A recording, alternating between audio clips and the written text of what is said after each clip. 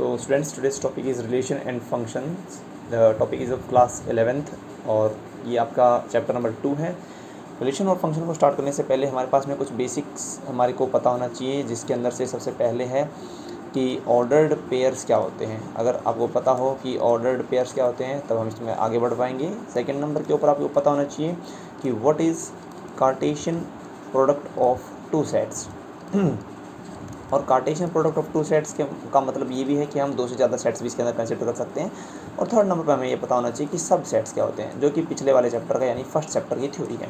अगर आपको सब सेट्स पता है तो हम रिलेशन को बहुत अच्छे से डिफाइन कर पाएंगे, और रिलेशन को अगर पता चल गया तो हम फंक्शंस को बहुत अच्छे से सीख पाएंगे। तो स्टार्ट करते हैं। सबसे पहले मैं एक सेट कंसिडर करता हूँ और उस सेट का मैं नाम देता हूँ ए, और उस सेट के अंदर एलिमेंट कुछ ऐसे हैं A, B, C, ठीक है। और फिर दूसरा एक सेट मैंने कंसिडर किया जिसके अंदर एलिमेंट है E, F, दो एलिमेंट मेरे पास में है। पहले हम लोग पढ़ेंगे कि ऑर्डर्ड पेयर्स क्या होते हैं। देखो, ऑर्डर्ड पेयर्स को समझने के लिए हम उसी जगह पे चलते हैं जहाँ पे हम लोग ग्राफ बनाते थे, और उस ग्राफ के अंदर हम लोग ये भी दिखाते थे कि किसी पॉइंट का किसी जगह पर लोकेशन कैसे है, ठीक है। जैसे मैंने ग्राफ बनाया और इस ग्राफ के अंदर लोकेशन मुझे डिटरमाइन करनी होती थी। सपोज करो ये मेरे पास में एक्स एक्सिस और ये मेरे पास में वाई एक्सिस है। हालांकि यहाँ पर आप लोग एक्स डैश और यहाँ पे नीचे वाई डैश ड्रॉ कर सकते हो, लेकिन उसकी अभी ज़रूरत नहीं है। सपोज मैंने यहाँ पे लिखा 1, 2 और 3, और यहाँ पे लिखा मैंने A, B और यहाँ पे लिखा हुआ C। जब मैं इसका A का और इसके साथ में इसके साथ में मैं यहाँ पे इसको इंटरसेक्ट करूँगा तो मुझे मिलेगा 1, A, जो कि इस पॉइंट का, जो मैं यहाँ पे ब्लैक कर रहा हूँ, डार्क कर रहा हूँ इसको, इस पॉइंट का ये एड्रेस है, ठीक है। या फिर मैं बोल रहा हूँ ये इस पॉइंट की लोकेशन है। अब मैं बात कर रहा हूँ इस पॉइंट की। सपोज मैंने एक ऊपर पॉइंट लिया, यहाँ से परपेंडिकुलर ड्रॉन किया और यहाँ से भी परपेंडिकुलर ड्रॉन किया गया है, तो 3, C ये भी इस पॉइंट की लोकेशन है। ये कोई दूसरा पॉइंट है, इस पॉइंट का नाम सपोज करो मैंने रखा A और इस पॉइंट का मैंने रखा नाम B, तो ये लोकेशंस हो गई। हम जानते हैं कि इसके अंदर ये जो फर्स्ट एलिमेंट होता है ये एक्स एक्सिस को शो करता है, और जो सेकंड एलिमेंट होता है वो वाई एक्सिस को शो करता है, ठीक है। अब एक्स एक्सिस और वाई एक्सिस को हम लोग अपनी मर्जी से इंटरचेंज नहीं कर सकते। यानी अगर मैं एक बार इसको इक्वल टू लिख दूँ और इसको लिख दूँ C, 3, तो दैट विल बी रॉन्ग, क्योंकि 3 और C is not equal to C, 3, क्योंकि C, 3 होने पर हमको ये पॉइंट जो है ये एक्स एक्सिस पर मिलना ज़रूरी है। तो इसका मतलब जो एलिमेंट हम स्मॉल ब्रैकेट के अंदर और किसी ग्रुप को या किसी पेयर को लिख रहे हैं तो उस पेयर को हम लोग ऑर्डर्ड पेयर नाम देते हैं। ऑर्डर्ड पेयर इसलिए बोलते हैं क्योंकि इसका ऑर्डर फिक्स होता है, और पेयर इसलिए नाम देते हैं क्योंकि इसके अंदर दो एलिमेंट होते हैं। जैसे अभी मेरे पास में आया 1, A, तो ये एक ऑर्डर्ड पेयर बन चुका है, ठीक है। अब बात करते हैं कि ये ऑर्डर्ड पेयर जहाँ बना है इस प्लेन को बोलते हैं कार्टेशियन प्लेन, या इस सिस्टम को बोलते हैं कार्टेशियन कोऑर्डिनेट सिस्टम, ठीक है। तो कार्टेशियन कोऑर्डिनेट सिस्टम के अंदर हम किसी पॉइंट की लोकेशन को A, ऐसे, या फिर हम इस ब्रैकेट का यूज़ करके मतलब ऑर्डर्ड पेयर से शो करते हैं कार्टेशियन कोऑर्डिनेट सिस्टम के अंदर। तो जब मैं A और B का प्रोडक्ट निकालूंगा वो कार्टेशियन प्रोडक्ट कहलाएगा। कब? अगर इसके अंदर देखो A तो एक सेट है, B भी एक सेट है, तो सेट मल्टीप्लाइड बाय सेट। अब इसको मल्टीप्लाई समझेंगे, हालांकि ये मल्टीप्लाई नहीं, ये एक ऑपरेशन है, ठीक है। इसको मैं ऑपरेशन बोल सकता हूँ। तो सेट मल्टीप्लाइड बाय सेट, जिसके अंदर कभी नाम इसको मल्टीपल बोल दिया जाता है क्योंकि मल्टीपल का साइन है यहाँ पे और वो ऑपरेशन की तरह काम कर रहा है। तो हम इस मल्टीपल को कैसे हैंडल करेंगे वो हमें देखना है। ये एक सेट है, B भी एक सेट है, तो set multiplied by set is also a set, ठीक है। हमारे पास में आंसर क्या आएगा? सेट आएगा। तो उस सेट को हम लोग शो कैसे करेंगे? तो मैं इसको बोलूँगा कि एक सेट आएगा, तो सेट का फॉर्म तो ऐसा होता है, सेट स्टार्ट ऐसे होता है, एक ब्रैकेट होता है, मिडल पैरेंथेसिस, यहाँ पर भी मिडल पैरेंथेसिस क्लोज हो चुके हैं। अब हमको पता है कि सेट अपने अंदर एलिमेंट्स कंसिडर करता है, जैसे यहाँ पे ABC है और यहाँ पर E और F है, तो इसका मतलब इस A क्रॉस B के अंदर भी एलिमेंट्स होंगे। तो वो एलिमेंट कैसे होंगे? जब जब हम कार्टेशियन प्रोडक्ट करते हैं तो वहाँ आने वाले elements are in the form of ordered pair. ये किसकी फॉर्म के होते हैं? ऑर्डर्ड पेयर की फॉर्म के होते हैं। यही खासियत है कार्टेशियन प्रोडक्ट की। अब देखो, ऑर्डर्ड पेयर करते समय या ऑर्डर्ड पेयर को लिखते समय कुछ हमें सावधानियाँ रखनी है। सावधानी ये रखनी है कि जिस सेट का नाम पहले आया उसके एलिमेंट का नाम, जैसे यहाँ से सपोज करो मैंने A लिया, उसका नाम ऑर्डर्ड पेयर में पहले कंसिडर किया जाएगा। जिसका नाम क्रॉस के बाद में आया उसका नाम बाद में कंसिडर किया जाएगा। जैसे मैं आपको एक एग्जांपल से दिखा देता हूँ। जो मैंने ऊपर सेट लिया है उसके अंदर 1, 2 और 3, यहाँ पे number of elements in A is equal to 3, number of elements in B is equal to 2 हो गया। तो हम बोलेंगे कि ए क्रॉस बी को कैसे लिखेंगे। सबसे पहले ए का एक एलिमेंट उठाएंगे और उसको बी के सभी एलिमेंट के साथ में ऑर्डर्ड पेयर बनाएंगे। यहाँ से मैंने ए को पिकअप किया और ई और एफ के साथ में इसका ऑर्डर्ड पेयर बनाना है। तो मेरे को मिलेगा ए कोमा ई और दूसरा मिलेगा ए कोमा एफ, ये मेरे को मिल चुका है ऑर्डर्ड पेयर। इसी प्रकार इसी टाइप से बी और ई के साथ में मिलेगा, तो मिलेगा बी कोमा ई एंड मुझे मिलेगा बी कोमा एफ, और सिमिलरली सी कोमा ई और मिलेगा सी कोमा एफ। और ये सभी लोग कॉमा में है, मैंने इसको बंद कर दिया है। तो ये मेरे पास में एक सेट बन गया जिसके एलिमेंट किस रूप के दिखते हैं, ऑर्डर्ड पेयर रूप के दिखते हैं। तो कार्टेशियन प्रोडक्ट करते इस टाइम हमें ये ध्यान रखना है कि Cartesian product is a set है। और दूसरी बात ये ध्यान रखना है कि इसके elements are in the form of ordered pair, इसके एलिमेंट्स ऑर्डर्ड पेयर के जैसे दिखते हैं। अच्छा, जो एक ये ए क्रॉस बी है, ये हमारी हेल्प कैसे करेगा, ये हमें बस इतना बता देगा कि हमारे पास में कितने आंसर्स एलिमेंट होंगे। देखो यहाँ से 3 एलिमेंट थे, तो मैं एक ही जगह सपोज रख दूँ 3 और मल्टीप्लाई रख दूँ यहाँ पे 2 एलिमेंट जो कि बी सेट के, तो मेरे को मिलेगा 3 2 6, यानी ये एलिमेंट टोटल 6 होंगे। तो ये मेरे को हेल्प कर सकता है ये बताने के लिए कि कितने एलिमेंट मेरे पास में रहेंगे और कितने एलिमेंट्स को मैं आप इसके अंदर शो किया जा सकता है। ठीक है, ऐसा ये बता सकता है। अब बात करते हैं, हमने पढ़ चुके हैं या हम पढ़ लिए गए हैं, ऑर्डर्ड पेयर को पढ़ चुके हैं और कार्टेशियन प्रोडक्ट ऑफ 2 सेट को हम लोगों ने पढ़ लिया। अब बात करते हैं किसी सेट के पावर सेट्स के बारे में या सब सेट्स के बारे में। देखो सपोज करो जो ऊपर सेट लिया गया था जिसका नाम मैं वापस लिखता हूँ ए कोमा बी कोमा सी, तो मैंने इससे पहले वाले चैप्टर में ये पढ़ा था कि इसके कुछ सबसेट्स बनेंगे। ठीक है, और वो सबसेट्स कितने बनेंगे, वो सबसेट्स से होते हैं आपके पास में 2 raise to power number of elements that is 3 in this case. तो हमको मिलेगा 8 एलिमेंट हमें मिलते हैं।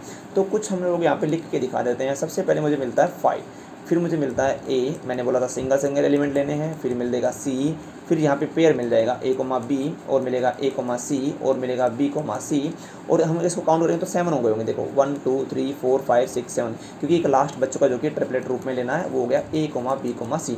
तो ये 8 लोग इसके सब सेट हैं। ठीक है, इन सबसेट्स को जब मैं एक बड़े सेट में डालता था तो ये पावर सेट बन जाता था। अभी मेरे को उसके बारे में बात करने की आवश्यकता नहीं है, हमें ये देखना है कि इस सेट के 8 सबसेट्स बने हैं। ठीक है, अब इन 8 सबसेट्स के अंदर से मैंने सपोज और कुछ लोग ले लिए, मैंने इसके अंदर से ले लिया ये ए वाला और कंसिडर कर लिया बी वाला। ठीक है, और इसको एक सेट में डाल दिया, तो मैंने लिख दिया ए कोमा बी। तो मैं बोल सकता हूँ कि ए एलिमेंट बी इसका है और बी एलिमेंट बी इसका है। तो मैं ये बोल सकता हूँ कि जो मैंने नया सेट लिया, सपोज उसका नाम मैंने डी दिया, तो मैं बोल सकता हूँ डी इज़ कंटेन इन ए, क्योंकि ये डी इसका क्या है, सबसेट है। और ये थ्योरी मैं पहले बता चुका हूँ आप लोगों को। अब बात आती है कि रिलेशन क्या होता है। अगर इस सेट के, ध्यान से सुनना, इस सेट के जितने भी सबसेट्स बने, जो कि इस केस के अंदर अभी मेरे हाल फिलहाल मेरे पास में 8 लोग हैं, अगर इस सेट के, सेट ए के इन सबसेट्स में से कुछ सबसेट्स, कुछ का मतलब है कितने भी 1 2 या सारे के सारे 8 सबसेट्स भी कंसिडर कर लिए जाएं, जो कि मैंने अभी कंसिडर कर रखा है ये ए कोमा बी, तो ये इसका एक सबसेट होगा और उस सबसेट का ही नाम हो जाएगा रिलेशन। तो हम लोग बोलते हैं रिलेशन इज ए सबसेट। लेकिन देखो इसके अंदर कुछ कमी है। कमी क्या है, क्योंकि ये अधूरा है। अभी मैं सिर्फ बात सबसेट की कर रहा हूँ, यहाँ पे ये किसी सेट के ऊपर काम नहीं करता है। तो थ्योरी को थोड़ा सा मॉडिफाई करते हैं। इस ए नाम के सेट की जगह मैं लाता हूँ ए क्रॉस बी नाम का सेट। ठीक है, तो मैं लेके आ जाऊँगा नीचे ए क्रॉस बी, और उस ए क्रॉस बी के अंदर मैं देखूँगा कितने एलिमेंट्स है मेरे पास में, 1 2 3 4 5 6। तो मैं बोलूँगा यहाँ पर है 6 एलिमेंट्स। अगर 6 एलिमेंट्स हैं तो 2 रेज़ टू पावर इसके पास में 64 एलिमेंट्स आपके पास में मिल जाएंगे। अब ये जो 64 एलिमेंट्स हैं वो ऐसे के ऐसे कॉमा लगा के हम लोग सीक्वेंस वाइज लिख देंगे। उन 64 के अंदर से सपोज करो मैंने कुछ लोग उठाए या कुछ एलिमेंट्स उठाए, या फिर मतलब मैंने ग्रुप बनाया, चाहे मैंने 1 एलिमेंट का, 2 एलिमेंट का, या इवन 64 एलिमेंट का भी ग्रुप बनाया, तो मैंने एक सबसेट कंसिडर किया जिसका नाम है मेरे पास में एक्स। ठीक है, मैंने वो जो एक्स कंसिडर किया वो एक सबसेट है और उसके अंदर एलिमेंट कुछ ऐसे हैं, ए कोमा ई और बी कोमा एफ और सी कोमा एफ। मेरे को एक सबसेट मैंने उठाया। ठीक है, क्योंकि यहाँ पे 64 सबसेट बनेंगे, इसमें से मैंने एक सबसेट उठाया। फिर मैंने देखा यहाँ पे कि ये जो फर्स्ट एलिमेंट है ए कोमा ई, ये यहाँ पे ऊपर मौजूद है, बी कोमा एफ ये भी मेरे पास में ऊपर मौजूद है, और सी कोमा एफ ये भी मेरे पास में ऊपर मौजूद है। तो मैं बोल सकता हूँ कि x is a subset of A cross B. तो उस केस में जब ये सबसेट किसी कार्टेशियन प्रोडक्ट से निकल के आया हो तब इसका नाम क्या बन जाता है, रिलेशन बन जाता है। अब अभी हाल फिलहाल यहाँ पर ये सबसेट था, लेकिन यहाँ पर यही सबसेट का नाम बदल के क्या हो चुका है, रिलेशन हो चुका है। तो मैं बोलूँगा सीधी सी भाषा के अंदर कि रिलेशन इज ए सबसेट। ठीक है, एक रिलेशन क्या होता है, सबसेट ऑफ, किसका सबसेट होता है, Cartesian product of two sets, किसी दो सेट्स के कार्टेशियन प्रोडक्ट का ये क्या कहलाता है, सबसेट कहलाता है। अगर ये सबसेट है तो यही मेरे पास में क्या, किस चीज़ का काम करेगा, रिलेशन का काम करेगा। अच्छा, अब अगर ये रिलेशन का काम करेगा तो हमारे पास में रिलेशंस को भी हम डायग्राम से शो कर सकते हैं, जैसे हम लोगों ने वेन डायग्राम्स के ऊपर काम किया था। अब देखो, हमको पता है कि किसी भी सेट को हम लोग एक सर्कल से शो कर सकते हैं। ठीक है, और मुझे ए क्रॉस बी करना है, तो सबसे पहले मैंने क्या किया, एक सर्कल लिया जिसके अंदर एलिमेंट डालेंगे और एक दूसरा सर्कल लिया जो कि हमारे पास में शो करेगा कि ये सेट को शो करेगा। अभी मेरे पास में ऊपर ए क्रॉस बी है, मैंने यहाँ पे लिखा, इसको ए नाम दिया। ठीक है, और यहाँ पे मैंने इसको बी नाम दिया। ए के अंदर भी एलिमेंट थे मेरे पास में, ए बी और सी, और बी के अंदर भी एलिमेंट्स थे हमारे पास में, जैसे मैंने लिखा ई और एफ, ये दो मेरे पास में एलिमेंट्स थे।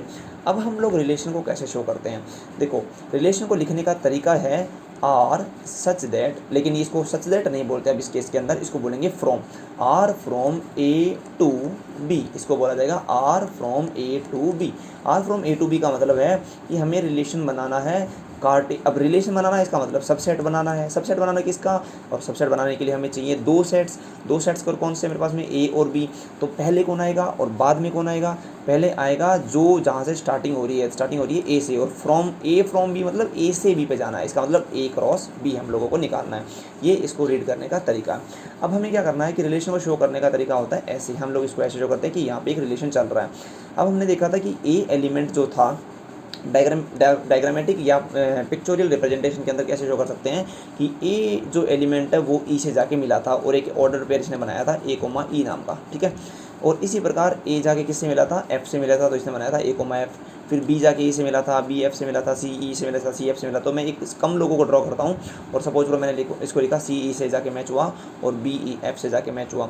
तो इस प्रकार के डायग्राम को हम लोग बोलते हैं पिक्चोरियल रिप्रेजेंटेशन ऑफ रिलेशन। ये है हमारे पास में पिक्चोरियल रिप्रेजेंटेशन है। ऐसा रिप्रेजेंटेशन करने का हमारे पास में फ़ायदा क्या है कि यहाँ से हम लोग तीन चीज़ें निकाल सकते हैं। मेरे पास में पहला है डोमेन और है को डोमेन, और तीसरे नंबर पे है हमारे पास में रेंज। देखो जो रिलेशन होता है, अब अगर इसको हकीकत में बात करें वर्ड की, रिलेशन एक सबसेट है। तो ये रिलेशन किसके बीच में है, रिलेशन है कि ए एलिमेंट का बी एलिमेंट के साथ में क्या रिलेशन है। तो उस रिलेशन को शो करने के लिए सपोज करो हम एक एग्जाम्पल लेके चलते हैं। ठीक है, और एग्जाम्पल मेरे पास में कुछ ऐसा रहेगा, एक्सरसाइज का क्वेश्चन है कि मेरे को एक सेट दे रखा है ए, और उस ए सेट के अंदर कुछ एलिमेंट्स हैं जैसे 1 2 3 डैश डैश डैश 14 तक एलिमेंट्स हैं, और हमको बोला गया कि एक रिलेशन आपको फ्रॉम ए टू ए ले जाना है। तो हम लोग बोलेंगे रिलेशन फ्रॉम ए टू ए, और इसको हम लोग रिलेशन ऑन ए भी बोलते हैं क्योंकि ये ए से ए के ऊपर ही है, यानी खुद के ऊपर ही है। और रिलेशन का जो सबसेट है वो कुछ बनेगा ऐसे, क्योंकि रिलेशन एक सबसेट है और सबसेट अपने आप में एक सेट होते हैं। तो रिलेशन के अंदर एलिमेंट होगा, और एलिमेंट तो हमेशा ऑर्डर्ड पेयर रूप में होता है, तो x, y रूप का होगा। सच दैट ऐसा होगा कि 3x - y = 0 होगा, एंड और उसके अंदर एक्स बी और वाई बी दोनों बिलोंग्स करते हैं ए को, मतलब ए सबसेट से, ए नाम के सेट से दोनों उठ के आ रहे हैं। तो सबसे पहले हम लोग ये देख लेंगे रिलेशन कैसा है।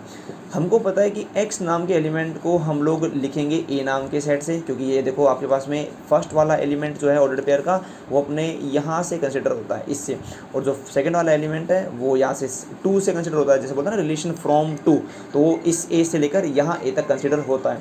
अब अगर मैं इसके अंदर वैल्यू पुट करना स्टार्ट करूं तो सबसे पहले मैं लिखूंगा यहाँ पे x की वैल्यू स्टार्ट होगी 1 से, तो मैं लिख देता हूँ 3 × 1, तो 3 × 1 - y = 0। सॉल्व करने पर मेरे को मिलेगा y का वैल्यू 3, यानी 3 जब मैंने x का वैल्यू 1 लिया तो y का वैल्यू मेरे को मिला 3। तो मेरे को पहला एलिमेंट मिल जाएगा r का 1, 3, क्योंकि मैं समझ भी सकता हूँ 3 बन जा 3, और 3 में से क्या घटाएं की जरूरत आ जाए, 3 में से 3 घटाना y। ठीक है, फिर मैंने यहाँ से एलिमेंट उठाया 2, तो मैंने यहाँ से एलिमेंट उठाया 2, तो बन गया 3 × 2 = 6। अब 6 में से क्या घटाया जाए की जरूरत आ जाए, तो ऑब्वियसली 6 घटाया जाएगा।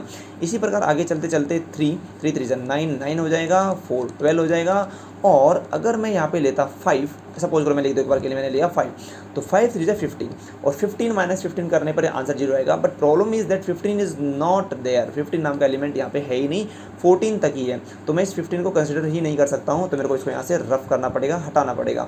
मेरा जो रिलेशन सेट है वो बन चुका है। अब रिलेशन सेट जो है उससे मैंने बोला ऊपर कि डायग्राम से इसका डोमेन, कोडोमेन और रेंज निकालना आसान रहता है। तो मैं एक बार के लिए पहले आपको रोस्टर फॉर्म से दिखाता हूँ कि डोमेन, कोडोमेन, रेंज क्या रहती है, और फिर पिक्चोरल रिप्रेजेंटेशन से दिखाऊंगा कि डोमेन, कोडोमेन और रेंज क्या होती है। देखो, डोमेन और कोडोमेन रेंज को पता करने का बहुत अच्छा तरीका है। डोमेन को एक बार के लिए डी से लिख देते हैं और रेंज को एक बार के लिए आर पूरा लिख देते हैं। चलो रेंज से लिख देते हैं। देखो, जब रिलेशन बनाएंगे तो इस रिलेशन के अंदर ऑर्डर्ड पेयर आएगा और उस ऑर्डर्ड पेयर का जो इनिशियल एलिमेंट होगा वहाँ से हमने शुरुआत करी थी। और डोमेन का मतलब भी होता है क्षेत्र, रीजन, मतलब जहाँ से हम स्टार्टिंग करते हैं। तो मेरे पास में डोमेन के अंदर वो एलिमेंट आएंगे जो किसी रिलेशन के ऑर्डर्ड पेयर्स के अंदर पहले नंबर पे आए हुए हैं। तो पहले नंबर पे मेरे पास में कौन कौन आया हुआ है, 1 आया हुआ है, 2 आया हुआ है, 3 और 4 आया हुआ है। अब बात करते हैं रेंज की। रेंज मतलब कि ये एलिमेंट कहाँ तक पहुँचा या ये क्या दे के आया आपको, क्या दिया इसने दिया 3, तो 1 ने दिया आपको 3, फिर दिया 6, फिर दिया 9 और 12, ऐसा करके आपको क्या मिल चुका है, रेंज। यानी जब आपने रिलेशन बनाया तो जो ऑर्डर्ड पेयर मिले उन ऑर्डर्ड पेयर का सेकंड एलिमेंट हमेशा किसको बनाएगा, रेंज को। तो मैं यहाँ पे एक बार के लिए लिख भी देता हूँ फर्स्ट एलिमेंट और यहाँ पे क्या लिख देता हूँ, सेकंड एलिमेंट। ये आपके पास में डोमेन और रेंज बनाएंगे। अब बात करते हैं कोडोमेन की। देखो, कोडोमेन क्या होता है कि जहाँ से मैं रेंज के एलिमेंट्स को ढूंढूंगा या फिर जिस सेट में मैं रेंज के एलिमेंट्स को ढूंढूंगा वही मेरे पास में कोडोमेन होता है। सीधी भाषा में अगर बोला जाए तो जो मेरा फॉर्मूला लिखा गया था ऊपर, रिप्रेजेंटेशन, ये कुछ ऐसा था, आर फ्रॉम ए टू ए। तो ये जो पीछे वाला एलिमेंट है, ये सेट है, ये जिसको मैं हाईलाइट कर रहा हूँ ए से, इसी को हम लोग पूरा पूरा क्या बोल देते हैं, रेंज बोल देते हैं। क्योंकि सॉरी, इसी को कोडोमेन बोल देते हैं, रेंज नहीं कोडोमेन बोल देते हैं। इस सेट का मैं नाम लिखूंगा कोडोमेन। तो ये सेट मेरे पास में पूरा पूरा क्या बन जाएगा, कोडोमेन। अच्छा, अब अगर हमें बार बार क्वेश्चन के अंदर जागने की जरूरत ना पड़े तो मैं यहाँ पे शॉर्टकट से इसको लिख दिया है कोडोमेन, लेकिन फिर भी वेरीफाई एक बार करते हैं। देखो, ये जो 3 है, 6 है, 9 है और 12 है, ये एलिमेंट्स में देखूँ तो यहाँ पर ज़रूर मिलेंगे 3, 6, 9, 12। अब बात करते हैं कि इन दोनों में से, मतलब रेंज और कोडोमेन में से कौन छोटा है कौन बड़ा है। देखो, कोडोमेन के अंदर 14 एलिमेंट्स हैं, दिख रहा होगा आपको, क्योंकि codomain is equal to set number A. और रेंज के अंदर सिर्फ 4 एलिमेंट हैं और रेंज के सारे एलिमेंट इसमें कंसिडर भी करते हैं। तो हम लोग बोलते हैं कि range is always contained in codomain. Range हमेशा कोडोमेन के अंदर कंसिडर्ड रहती है, कंटेंट रहती है। लेकिन किसी किसी केस के अंदर ऐसा भी हो सकता है कि जो रेंज आ रही है वो पूरी आंसर सेट के अंदर, यानी पूरा सेकंड वाला सेट मिल जाए आपको, यानी रेंज कभी कभी कोडोमेन के बराबर भी हो जाती है। जब हम आगे एग्जांपल्स करेंगे तो उसके अंदर बताएंगे कि कभी कभी आपका जो रेंज है वो कोडोमेन के इक्विवेलेंट हो जाता है।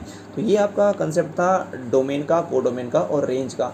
अब इसको पिक्चोरियल रिप्रेजेंटेशन से कैसे शो करना है, जो यहाँ पे आपके पास में रिलेशन मिल चुका है, ठीक है। हम इसका डायग्राम बना लेते हैं। मेरे पास में एक सेट था ए और एक सेट था मेरे पास में दूसरा बी। इस ए सेट को और बी सेट के अंदर जितने भी एलिमेंट्स थे मैं यहाँ पे लिख देता हूँ। पहले ए नाम लिख देते हैं और दूसरा जो बी था उसका भी नाम ए है, तो ए लिखना पड़ेगा। यहाँ पे था 1 2 3 4 डैश डैश डैश 14 तक था। यहाँ पर भी था 1 2 3 4 डैश डैश डैश और ये भी 14 तक था। तो यहाँ से जब मैंने फर्स्ट एलिमेंट उठाया, यानी यहाँ से जो 1 को कंसिडर किया, तो 1 जाके अटैच हुआ 3 से। तो मैंने डायग्राम में ऐसे बनाया 1 3। 2 जाके अटैच हुआ 6 से, तो यहाँ पे कहीं 6 लिखा होगा, तो 2 जाके अटैच हुआ होगा 6 से। फिर 3 हुआ और इसी प्रकार से 4 भी हुआ, ठीक है।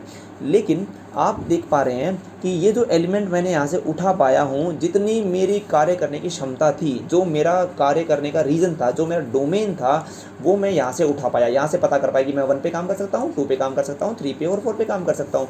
तो ये मेरा बन गया डोमेन, ठीक है। यानी इस सेट से आपको मिलेंगे डोमेन्स, ठीक है, और इस सेट से आपको मिलेगी रेंज, जो बाद वाला लिखा गया है। लेकिन जो ये पूरा पीछे वाला सेट है ये आपको शो करेगा कोडोमेन को और बताएगा कि हमारे पास में यहाँ से एलिमेंट्स लिए जा सकते हैं या फिर यहाँ पे आप एलिमेंट्स को ढूंढ सकते हो, ठीक है। तो ये आपका थ्योरी था पूरा डोमेन का और कोडोमेन का, और नेक्स्ट वीडियो के अंदर हम आपको